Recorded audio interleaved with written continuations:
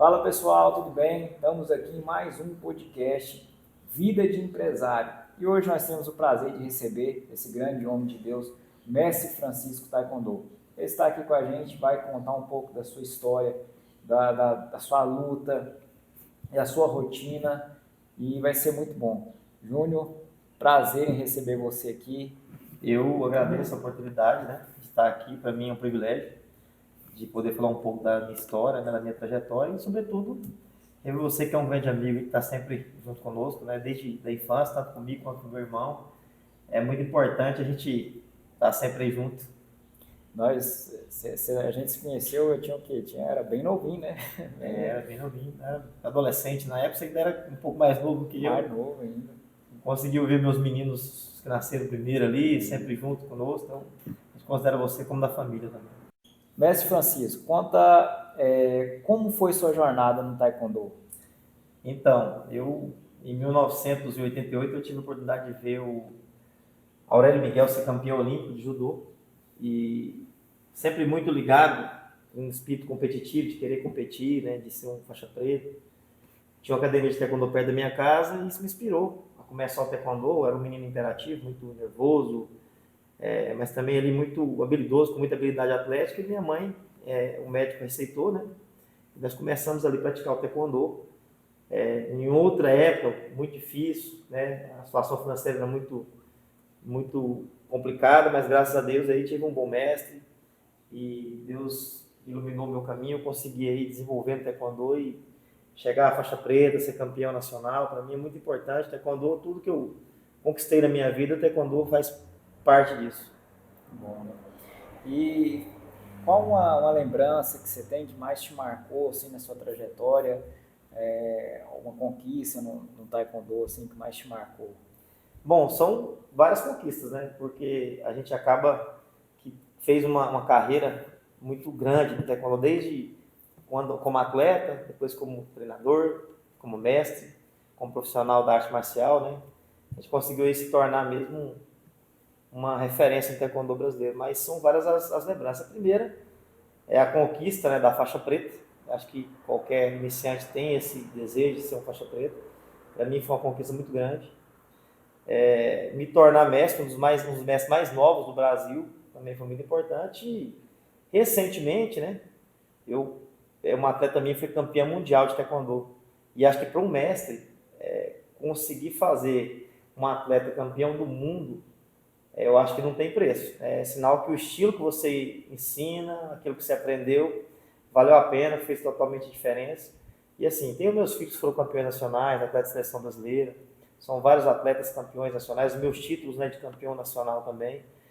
E me tornar um mestre, poder transmitir o conhecimento da arte marcial, são muitas as conquistas. Se eu enumerar só uma, estaria sendo, até muitas das vezes deixando alguém pelo caminho, deixando de falar uma conquista que às vezes passou batido, mas são muitas conquistas. Graças a Deus me vejo um homem agraciado por Deus e poder fazer parte da história do taekwondo brasileiro hoje.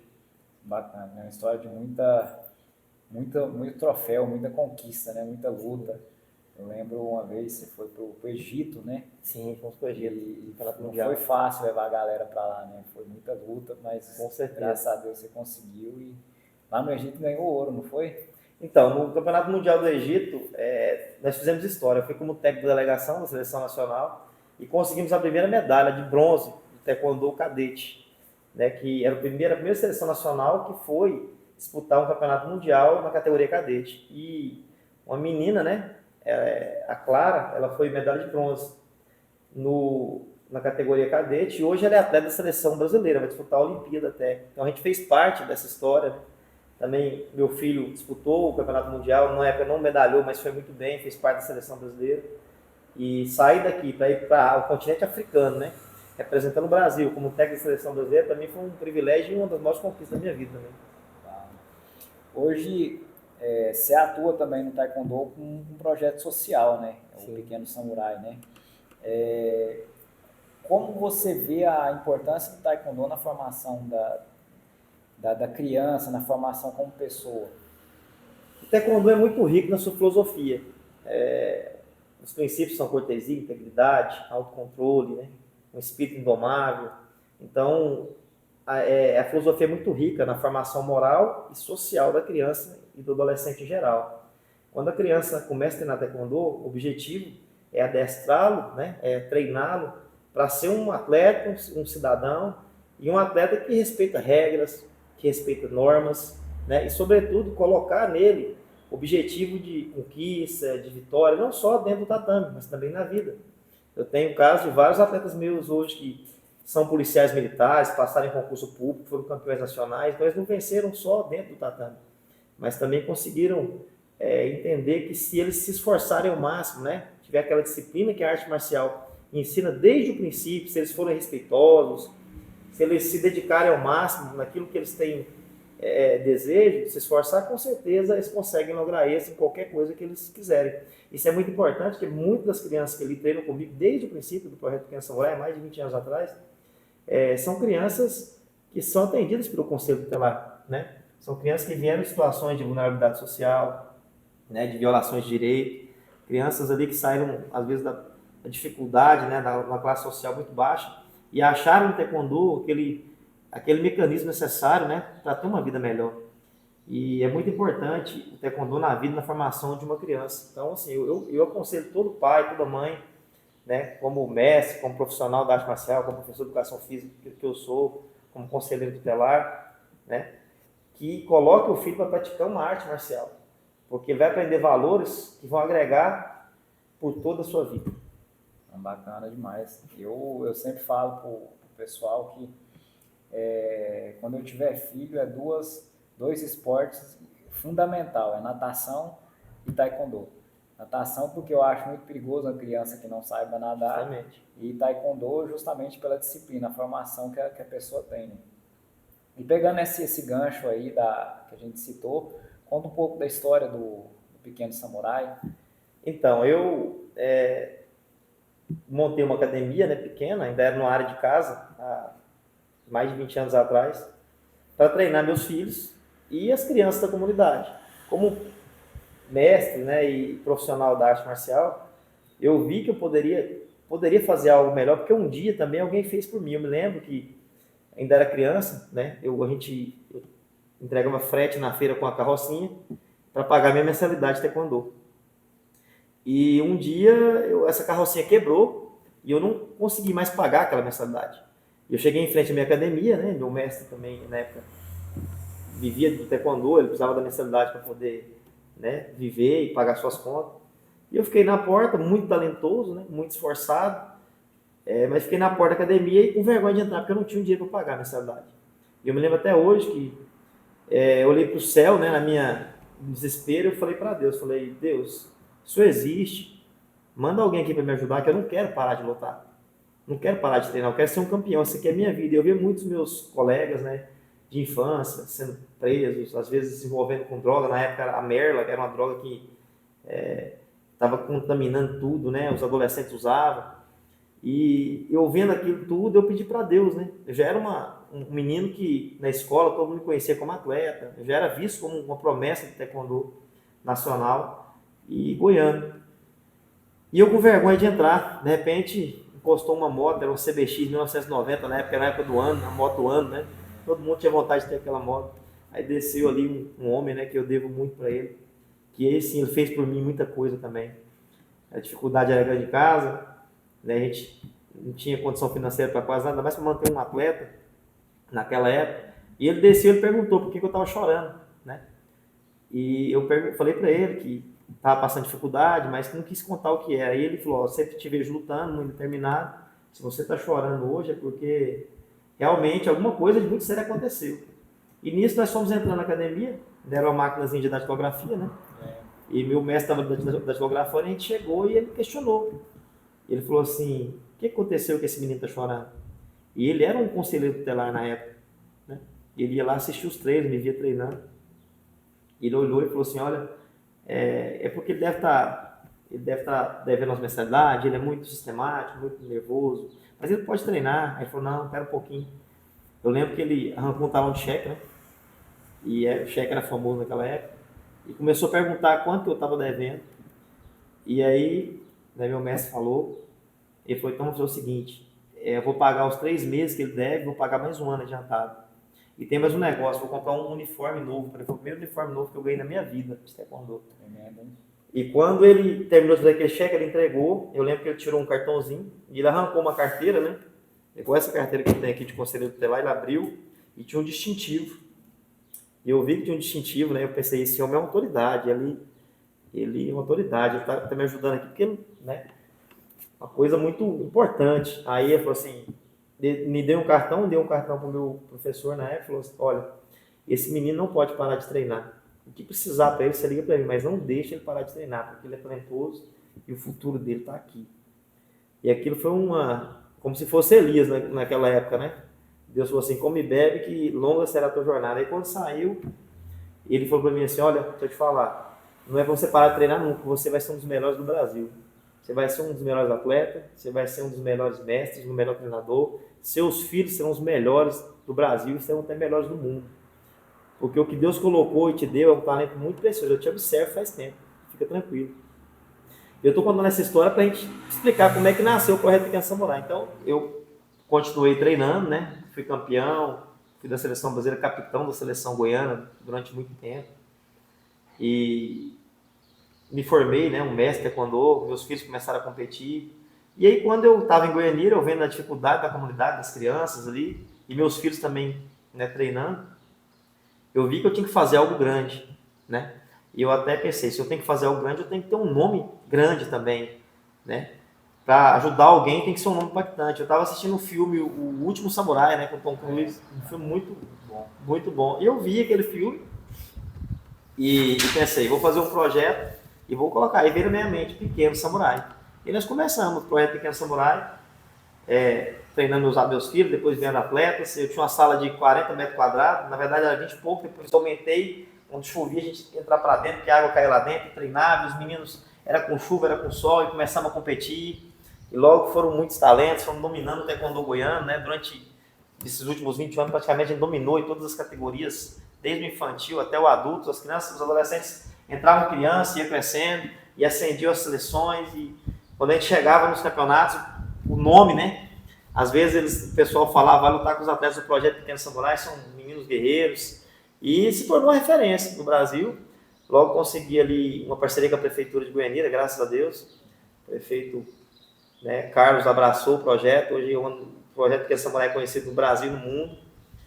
E foi uma grande conquista, se tornou lendário mesmo, né, a história do projeto. A gente cresceu muito, hoje eu estou com mais de 200 atletas, né? Só de competição tem mais de 100 atletas de competição. Eu tenho que fazer uma seleção dentro do projeto para levar os atletas, muitas vezes, para as competições de tanto material humano.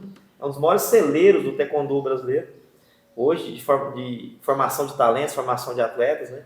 E isso graças a uma ideologia, né, desse projeto maravilhoso que tem feito a diferença. A gente anda na rua em Goiânia hoje, com os atletas, as pessoas querem parar para tirar foto, querem conhecer, levam as crianças para treinar, para que as crianças também sejam pequenos samurais, né? Então, eu fico maravilhado de poder ver que realmente, como alguém fez algo tão grande por mim, tão grandioso, um gesto, eu também tinha nada mais justo do que eu também fazer isso por alguém. E a gente conseguiu mudar muita vida e tornar aí, né, possíveis crianças que estariam hoje, às vezes, no mundo das drogas, adolescentes que estariam perdidos, né? Adolescentes que poderiam estar aí sendo escravos e soldados do tráfico, hoje são atletas de renome nacional e internacional que defendem o estado de Goiás, o Brasil, e fazem a diferença aí como referência para as outras crianças e adolescentes também de Goiânia. É bacana, né? Porque é muita falta de oportunidade, né? Principalmente para criança. Os trabalhos para criança e adolescente são muito escassos, né? Muito pouco. E baseado no que se falou, para o Pequeno Samurai, o projeto Pequeno Samurai é bacana que ensina a galera a se formar como ser humano, né? E lutar pelos objetivos. Né? A sua experiência de vida já no Taekwondo, as suas lutas, vários anos já no projeto Pequeno Samurai e também como conselheiro tutelar, como você vê hoje, quais que são os principais desafios para se formar um atleta hoje?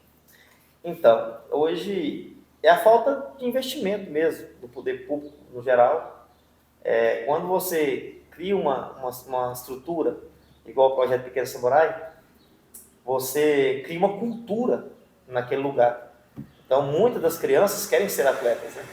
E para que isso aconteça, tem que ter investimento desde a base, o taekwondo de base, que é o taekwondo iniciante, baby kids, começa ali, até o taekwondo de alto rendimento. E isso não custa barato, mas é importante, né, que o poder público em si, em geral, ele olhe para isso de maneira a fomentar esses projetos, potencializar os projetos existentes e expandir para que todos quantos, né, têm necessidade, queiram, né, ser atletas, tenham oportunidade. Porque temos várias crianças com um biotipo, com habilidades atléticas, em situações, hoje você pega muitos adolescentes aí, em situações de depressão, né, e doenças psicossomáticas adquiridas muitas vezes pela ociosidade, né. O pai e a mãe têm que trabalhar, às vezes o filho fica em casa, estuda de manhã, quando é à tarde não tem nada para fazer. Então, potencializar esses projetos, promover eles, falta esse tipo de investimento, às vezes esse tipo de cultura em determinadas regiões.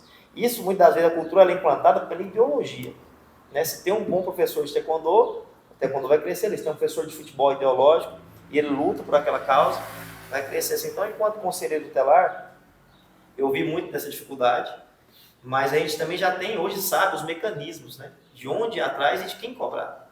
Porque cada R$1 investido no esporte, com certeza, o poder público vai economizar 4, 5 na saúde, porque o atleta vai ser mais forte, vai estar com a imunidade mais forte, vai estar mais preparado psicologicamente, para muitas vezes não se vitimizar ou cair nessas situações de doenças psicossomáticas, às vezes devido também, né, ao aliciamento que acontece hoje até dentro das escolas, das facções criminosas, querendo aliciar esses meninos, né, para que venham a se tornar aí soldados do crime. A gente vê que muitas vezes tem adolescentes, crianças que têm muita força de vontade, muita garra, e nós temos que usar isso para que eles possam explorar o máximo do seu potencial dentro do ringue, dentro do tatame, numa quadra, né, ou numa pista de atletismo, mas que o esporte desafie eles.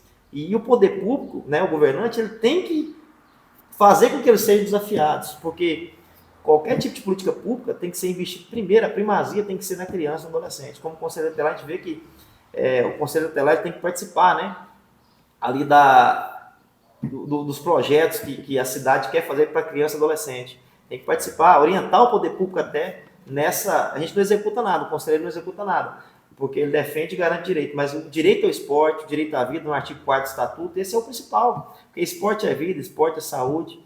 Então, qualquer situação de investimento nessa área, com certeza, vai fazer a total diferença na vida das famílias aí de Goianira, do estado de Goiás em geral. Bacana demais. E desde muito tempo você já ajuda bastante as pessoas, né? O projeto Pequeno Samurai é um desses. E aí você foi, vamos falar assim, você foi fazendo upgrade, né? Hoje você é conselheiro tutelar, onde você tem uma liberdade maior ainda e consegue ajudar mais pessoas, até mesmo fora do contexto do esporte, né? Você consegue... fala um pouco do que é o conselho tutelar, de como você atua lá.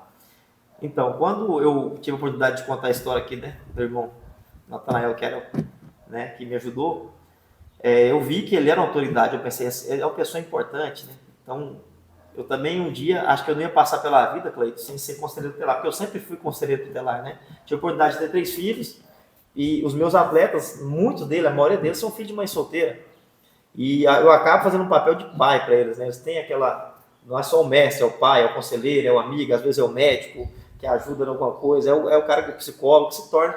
E eu tive essa oportunidade, graças a Deus, de conviver com eles, né? E, sobretudo, teve uma situação que uma hora ou outra eu ia me candidatar, né? Me pleitear o cargo de conselheiro tutelar, porque eu sabia que não ia passar pela vida sem ser conselheiro. Tanto é que na primeira eleição eu fui muito bem votado e ganhei a eleição. E consegui fazer um trabalho ideológico. Por quê?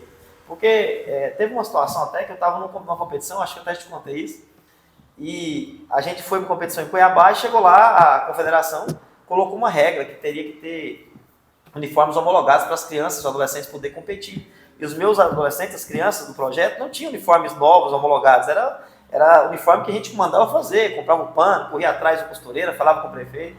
E eu estava com uma turminha muito boa, de uma geração muito boa, e que foi competir naquele lugar, naquela época, naquele campeonato brasileiro, um calor danado. E quando a gente chegou lá, né, eles colocaram essa regra.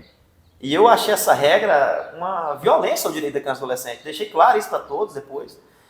E fiquei muito triste com isso naquele momento, porque só tinha um atleta meu que tinha um uniforme homologado e era grande. Então, o infantil, os cadetes, que eram pequenos, não tinham condição de competir. Eu lembro que eu liguei para o prefeito Carlos na época, chorando, pedi o apoio dele, falei, o prefeito, tô assim, ele falou, mestre, quanto que é? O uniforme na época era R$400, era muito dinheiro, né? E ele falou assim, eu vou mandar o dinheiro para você comprar um aí. Ele mandou o dinheiro na minha conta, eu comprei um uniforme. E foi muito interessante, porque Deus é maravilhoso, e quando a gente faz as coisas com coração, com paixão, com ideologia, acredita em Deus, né? Sobretudo, eu olhei naquele dos meninos, eu vi que eles ficaram um pouco tristes, falei, não se preocupa não, vai dar tudo certo. E estava eu, minha esposa, algumas mães que ali estavam também. E o que a gente fez? A gente comprou um uniforme pequeno, né? Mas que dava em todos. E eu levava eles pro ringue para lutar, deixei eles todos de cuequinha, né? Já com os protetores, minha esposa lá com eles no cantinho. E enquanto um lutava, tirava o uniforme de um, quando terminava a luta, colocava no outro, o outro ia pro ringue, lutava de novo. E assim foi com todos eles, né? E assim, eu tive a oportunidade de ver naquele dia a superação, uma criança de 11 anos, 9, 8 ou 10 anos, se superar, parece que aquilo foi uma energia tão grande. E eles conseguiram ali, a maioria, medalhar, foram vários campeões brasileiros, foi um campeonato maravilhoso. E quando terminou, eu falei, você não pode fazer isso, né? Porque o direito da criança e adolescente tem que ser garantido. E eu me pleiteei, falei, na próxima eleição para o Conselho Tutelar eu vou ganhar a eleição, porque eu tenho que defender mais o direito das crianças e adolescentes, né? Eu tenho que defender, eu tenho que ter a oportunidade de defender o direito daqueles que violam o direito, né? Aquela revolta de ser um militante da causa. E aí, quando eu voltei, graças a Deus, eu ganhei a eleição, né? E comecei a atuar. E com certeza, como conselheiro tutelar, as portas abriram mais ainda, no quesito político em geral, né? Apesar que o cargo de conselheiro tutelar, eu quero deixar claro, não é um cargo político. Não é um cargo político, né? É um cargo que você é escolhido, né, para garantir, zelar do direito, tem que ter vocação para isso. E graças a Deus, a partir disso, a gente conseguiu aí fazer a diferença, né? Como conselheiro tutelar, porque você, na academia, quando um atleta vai treinar, eu treino ele como atleta, mas eu também tenho acesso à família, às dificuldades que ele tem, os desafios que ele tem, aquilo que ele precisa, e eu consigo ficar mais perto. Então, quanto conselheiro, o conselheiro trabalha diretamente com as famílias, e isso engrandeceu muito o meu trabalho. Porque eu consigo, muitas das vezes, ver uma criança que está numa situação e eu aplico a medida de proteção. Você está muito rebelde na escola, então você vai treinar no projeto. E a gente vê que muitas vezes a população em si ela tem um conhecimento muito pouco do que realmente é o conselheiro tutelar, né? Em algumas das nossas conversas, você já me contou algumas histórias assim que eu fiquei... Até eu mesmo, eu e minha esposa, a gente ajuda muito a abrigo e a gente tem uma certa noção, mas baseado em várias conversas que a gente teve, eu vi quão profundo e quão importante o conselheiro tutelar para a sociedade, né? Fala um pouco dessa importância e se você puder citar algum caso para que as pessoas entendam o quanto é importante. O cargo de conselheiro tutelar eu sempre falo, né, que a pessoa tem que votar para presidente, governador, deputado, vereador, votar, né, escolher, mas o cargo de conselheiro tutelar, por mais que a votação ela não é obrigatória, eu acho que todos têm que fazer uma análise de consciência e escolher o melhor conselheiro tutelar possível, porque vai ser aquele que vai trabalhar diretamente com a criança e adolescente, que vai combater a pedofilia, os crimes sexuais, que vai garantir os direitos à vida, à saúde, à educação, aqueles que estão elencados no artigo 4º do Estatuto do Adolescente. Ele vai ser um guerreiro, né? Um oráculo de Deus na Terra para proteger os inocentes, né? Eu já tive casos que eu fui resolver e às vezes a gente não conseguia detectar, porque as pessoas mentiam, falavam que a criança não estava sendo violada, não estava apanhando, sofrendo maus tratos, né? Porque tem uma diferença entre o pai e a mãe corrigir e maltratar. E muitas das vezes a criança com os olhos, né, elas conseguiam pedir socorro para a gente, né? Eu consegui ver muitas vezes isso. Não é fácil ser conselheiro tutelar, porque você tem que abdicar de muita coisa na sua vida, é uma missão, é ideológico mesmo, né? Eu me sinto honrado na Terra e parabenizo todos quantos se colocam nessa missão para garantir direito.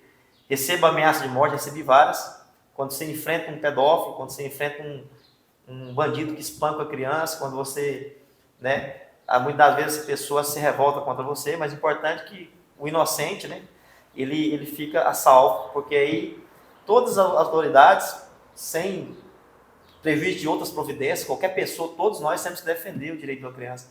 E ser o defensor, o guardião desses direitos é um privilégio muito grande dado por Deus.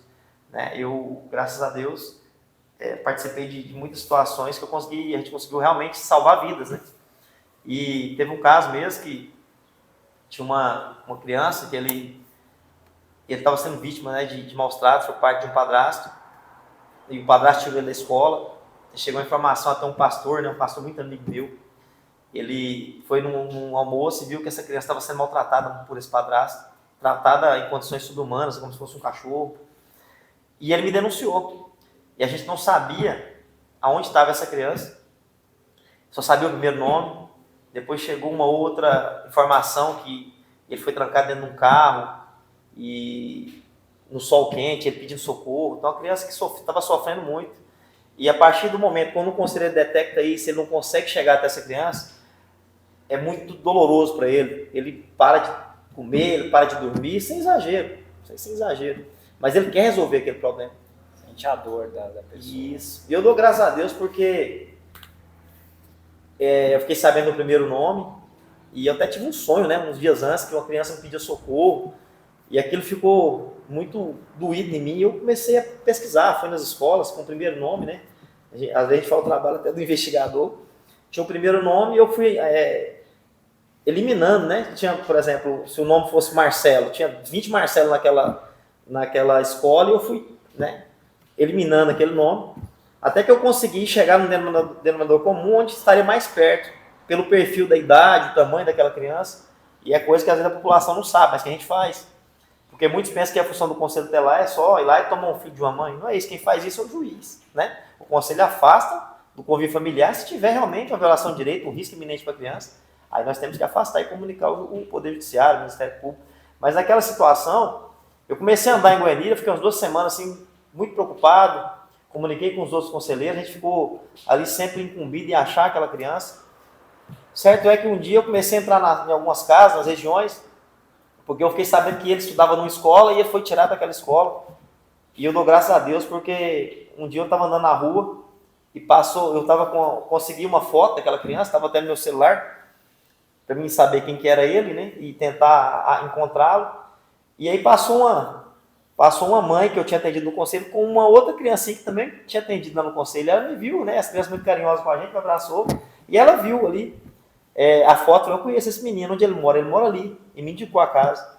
Aí graças a Deus a gente chegou lá, né, conseguimos ali, naquele momento, até subir no muro, vi que realmente era aquela criança que estava sendo vítima de violação de direito, pedi apoio para a polícia, a gente bateu ali no portão, conseguiu ali resgatar aquela criança daqueles maus tratos, né, que eram coisas, tortura mesmo, horrível que ele passava. Confrontamos aquele padrasto, violador de direito, encaminhamos aquela criança para o conselho tutelar, mostramos a força daquele órgão da proteção, né, comunicamos com o pai, a criança foi entregue para o pai, e hoje ela se encontra bem, saudável, né, e aquele bandido que em outras fases, que geralmente é assim, o espancador de criança, o maltratador, vamos dizer assim, ele maltrata uma criança e quando a rede de proteção, alguém começa a denunciar, ele foge para outra cidade e vai dificultando o trabalho da polícia, do conselho tutelar. Mas uma hora ou outra, né, quando acha um conselheiro ideológico, alguém que vai para cima, a gente consegue detectar. E eu, graças a Deus, a gente conseguiu proteger aquela criança. Foi um dos atos, né,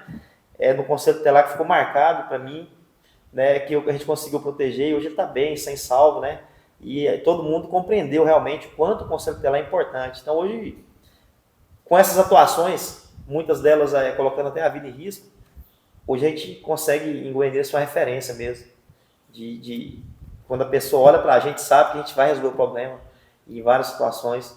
Teve outro caso, né, que uma criancinha, ela precisava de um remédio de alto custo e um tratamento, e a mãe chegou no conselho dela chorando, a gente conseguiu representar aí, junto às autoridades, garantir aquele medicamento. Ela precisava de um médico especialista para tratar daquela patologia em si. Era uma criança muito nova, né, de 9 meses de idade na época, e nós conseguimos ali representar junto às autoridades e solicitar um médico, né, para que pudesse tratar daquela patologia específica. E aquele médico vinha de outro estado só para tratar dessa criança. Então são várias as atuações, porque o conselho tutelar não é só, muitas das vezes, fiscalizar se o menino está indo para a escola ou não, né? Nós atuamos aí em qualquer direito, qualquer violação de direito, quando a criança, mesmo no ventre da mãe, tem o direito de nascer, né? Num parto humanizado, quando a criança muitas das vezes está passando por uma situação de desnutrição, o conselho atua, representando muita assistência social, a rede de proteção para que ela tenha a sua segurança alimentar garantida. Muitas pessoas não sabem disso, mas a gente atua muito nessa frente também. Quando a criança e adolescente precisa de um transporte adequado, para muitas das vezes, né, uma criança especial, para ter acesso a um tratamento especializado, o conselho também representa. Então, qualquer situação onde o Estado nega, aonde o pai ou a mãe, né, ele é negligente, e às vezes em razão da própria conduta do adolescente também, nessas situações que a gente tem que atuar para que a criança e adolescente tenha o direito, né, de ter o seu crescimento sadio, harmonioso, garantido, livre de qualquer exploração, opressão, tratamento cruel, vexatório, humilhante, constrangedor, que humilhe, que ridicularize. Em qualquer das situações, o conselho terá uma autoridade na garantia de direito para mantê-los a salvo. Isso é muito importante, né? Vários casos, né? São muitos. Muitos e muitos casos. Eu lembro de uma vez de uma pessoa que ela era abusada sexualmente pelo padrasto. E ela falava para a mãe dela. E a mãe dela não acreditava. Falava para os tios não acreditavam. E uma vez conversando com o vô dela acreditou e foi lá e tirou ela à força de dentro de casa e falou, agora você vai morar comigo. Só que esse processo durou 3 anos, né? E a pessoa ela ficou com várias sequelas. Então, muitas vezes, o maior obstáculo é a própria família acreditar, né? Então, precisa de muita, com certeza, muita ação para que as pessoas se conscientizem e a criança entender que ela tem a liberdade de falar, né? Mas nesse contexto, você como conselheiro tutelar, quais que são os principais desafios que você vê hoje para que o trabalho ele seja melhor, para que mais crianças sejam resgatadas? Então, como eu digo, a falta de políticas públicas, tanto como você falou, às vezes os piores casos acontecem mesmo dentro do contexto familiar. Quando a criança ou adolescente começa a ter acesso, né, aonde ela está sendo violada, os crimes sexuais são os piores, né? Porque eles deixam sequelas para toda a vida. E quando a criança é abusada, a rede de proteção tem que entrar em ação e fazer o melhor por ela. Por exemplo, quando uma adolescente é vítima de violência sexual, com conjunção carnal, ela tem que, naquele momento, tem a lei do primeiro minuto, né? Ela tem que ir para o hospital, fazer todo o tratamento, tomar um coquetel, se for necessário, né? Para prevenir gravidez, doenças infecto-contagiosas. Já tem que ter um tratamento na sala de lares, juntamente com psicólogos, médicos, e toda a rede de proteção, CREAS, né? A Secretaria do Município de Saúde, todos têm que ajudar para que aquela criança, aquele adolescente, consiga, né, passar por aquela situação e consiga se retornar à sua vida, mesmo, né, que uma situação dessa deixa traumas. Me acontece muito, às vezes, está tratando de um caso de abuso sexual, que uma criança foi abusada, e a mãe começa a chorar. E fala, quando eu era criança também aconteceu, mas eu não tive acesso à informação. Eu não pude denunciar. Então é importante, né? Às vezes para um desenho, esses dias eu fui num caso que a menininha fez um desenho, ela estava sendo abusada pelo próprio padrasto. E ela fez um desenho, através daquele desenho, a pedagoga muito habilidosa, detectou, nos chamou, a gente entrou em ação, né? E ele foi processado, condenado, e a criança teve acesso a todo o tratamento. O mais importante é conscientizar essas crianças, né? Que elas têm uma rede de proteção, um órgão de proteção, que ela pode acreditar no conselho tutelar e que ela tem que contar para quem quer que seja, em qualquer situação, e procurar socorro. Porque todos têm que trabalhar em prol de defender, de proteger essa criança vítima, né? Ou possível vítima de abuso. Porque hoje o abuso, o abuso sexual, ele não é só, né, o estupro em si. Tem o abuso digital, né? Tem, se você é uma criança aí abaixo de um adolescente abaixo de 14 anos, se pegar na mão dela, se ela quiser forçar ela a passar a mão, se mandar uma mensagem ou uma foto, ou, né, tem a rede de pedofilia, que eles ficam tirando foto aí de crianças e adolescentes, cria uma situação vexatória para eles, e é um abuso sexual. Então, tudo isso tem que ser combatido e tem que ser acessado. A criança tem que ter acesso a como se defender disso, né? Então, tem que treinar os professores, os enfermeiros, os pais, os pastores, né, os líderes comunitários e campanhas. Tem que ter campanha. Nós estamos agora no mês de maio, né? 18 de maio é o Dia Nacional de Exploração, Combate contra a exploração e combate à exploração sexual e o abuso sexual infantil.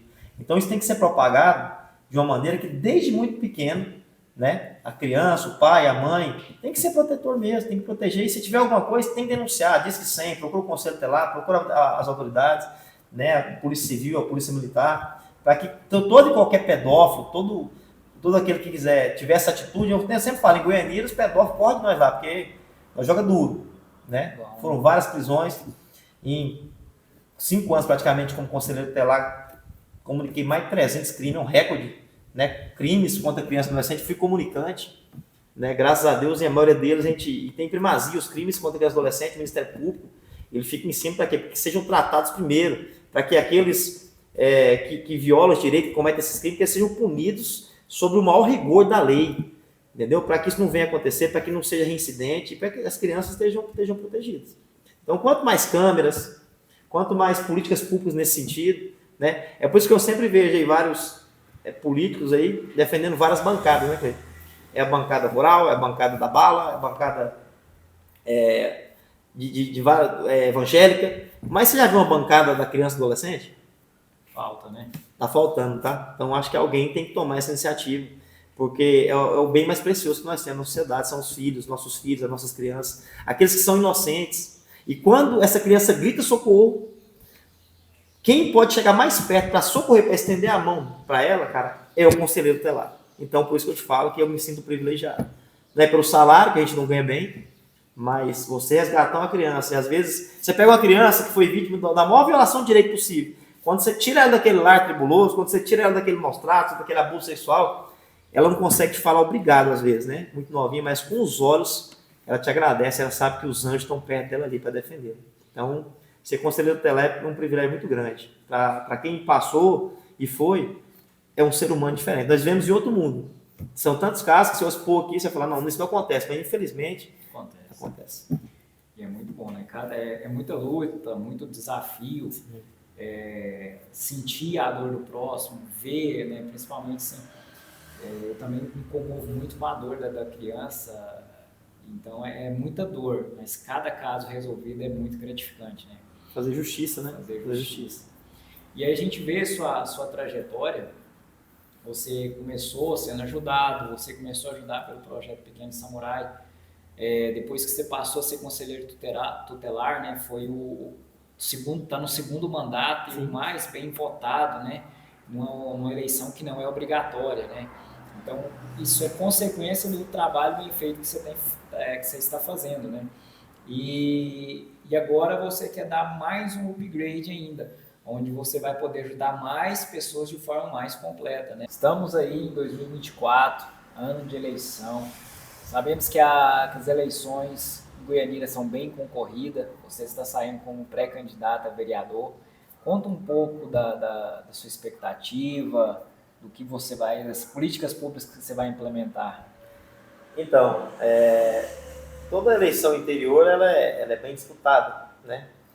Porque Goianira hoje cresceu bastante. Foi a 4ª cidade, se não me engano, do Brasil, com o maior crescimento, né, populacional. Então a migração de pessoas de vários outros estados, sobretudo da região norte e nordeste, para Goianira é muito grande. E um eleitorado, a população é grande, mas o eleitorado não é tão grande. Acaba que a maioria das pessoas, elas votam em outros municípios, moram lá e votam em outros municípios, baseado que é uma região metropolitana. O desafio de qualquer pré-candidato não é fácil, né? Entrar na vida pública, acaba se colocar à disposição para lutar por uma causa em si. A política ela é muito dinâmica, as políticas públicas ela tem que visar sempre o bem comum. A gente vê que hoje tem muito candidato que, né, ou até mesmo já eleito, no cargo que visa mais o bem próprio.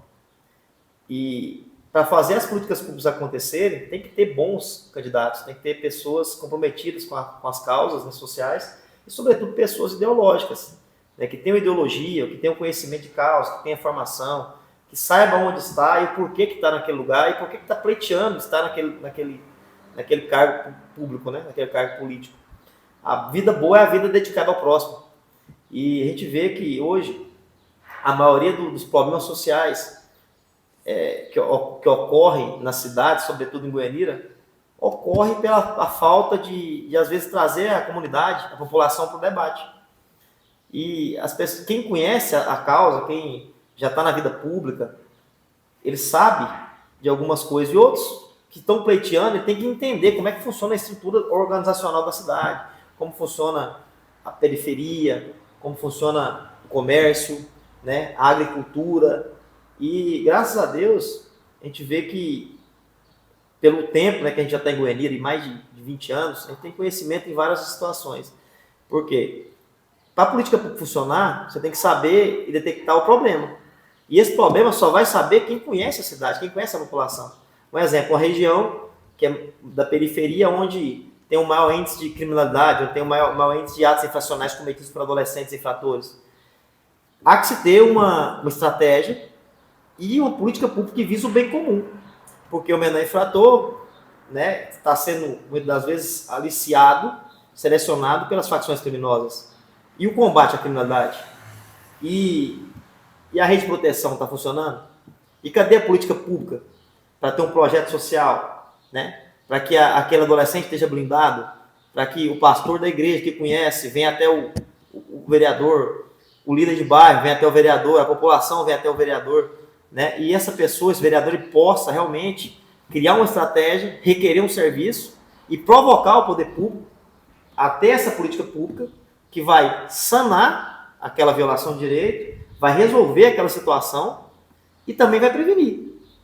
Entendeu? Então só consegue fazer política pública quem tem conhecimento, né? Quem já sabe a estrutura da cidade. Então nesse quesito a gente vê que Goianira tem muito ainda que avançar, que evoluir, porque o legislador ele tem que ser criativo para criar leis, mas leis que tenham benefício e sejam efetivas e funcionem para a sociedade. Até te falei que o Conselho Tutelar tem uma prerrogativa de acompanhar a execução das suas deliberações, podendo para tanto. Eu adoro esse artigo, cara. Eu adoro. Porque se eu vou lá e solicito um leite especial para uma criança que precisa, uma criança que tem intolerância à lactose, e às vezes uma criança de uma situação financeira muito precária, de uma classe social muito baixa, às vezes é filho de uma mãe solteira, e ela vai lá no conselho, porque às vezes ela foi lá na assistência social do município, e aquilo foi negado.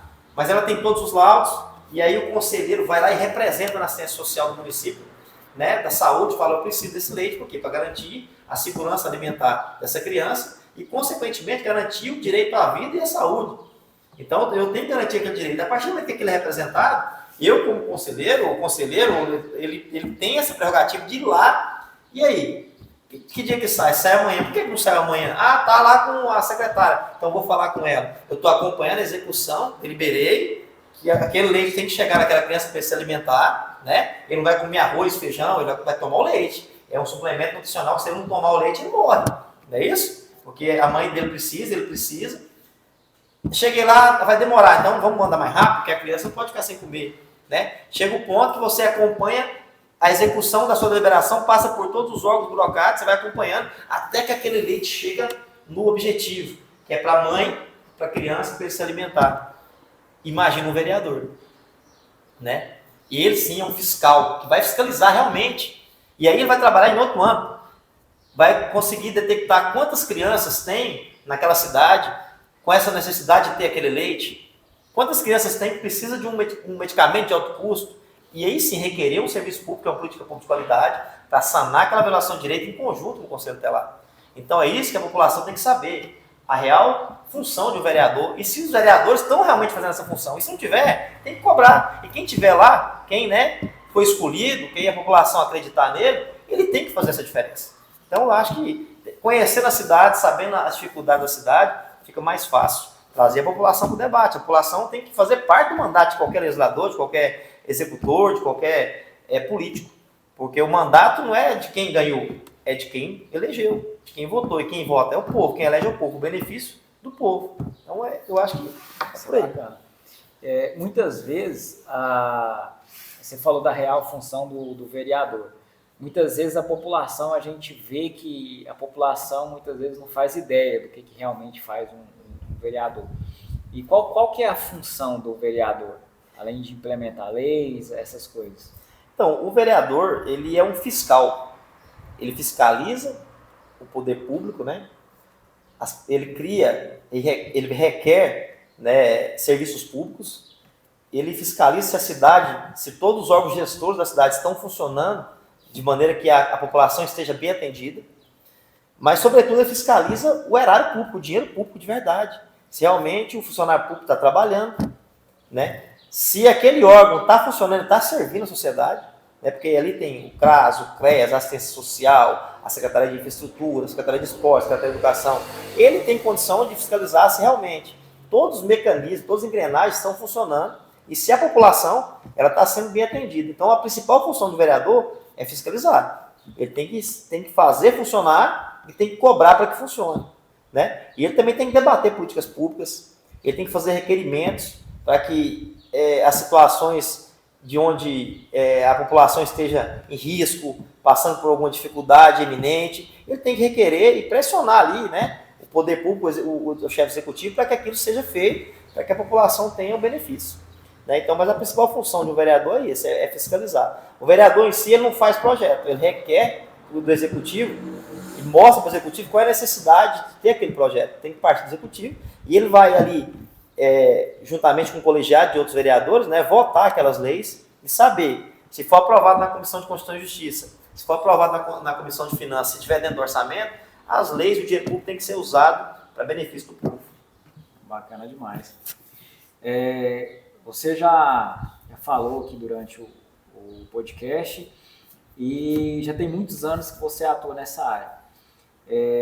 O foco principal da sua campanha é a criança e o adolescente. Você ganhando para vereador, quais que são as principais políticas públicas que você vai implementar em Goianira?